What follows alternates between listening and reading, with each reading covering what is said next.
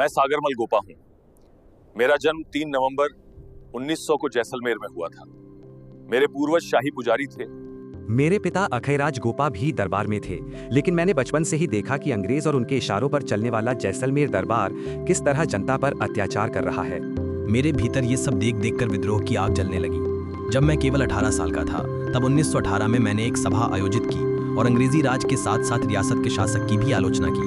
मैंने अपने मित्रों के साथ मिलकर एक पुस्तकालय खोला जहां राष्ट्रवादी साहित्य रखा जाता था। फिर मैंने जैसलमेर का गुंडा राज नाम की पुस्तिका लिखी और बांटनी शुरू की। इससे अंग्रेज और राजा दोनों मुझसे नाराज हो गए।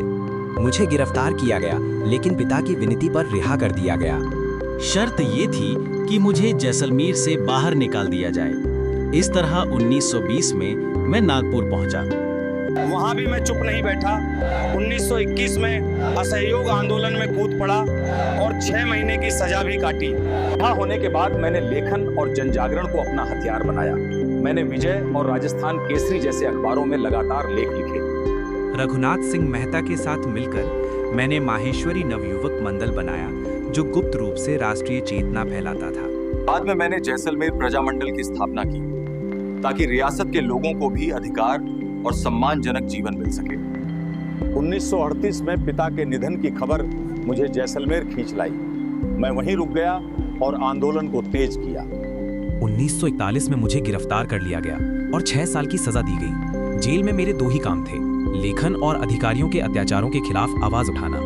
इसी कारण मुझे बार बार यातनाएं दी गई और फिर 4 अप्रैल 1946 का वो काला दिन आया। थानेदार गुमान सिंह ने मुझे बांधा, मुझ पर घासलेट डाला और आग लगा दी।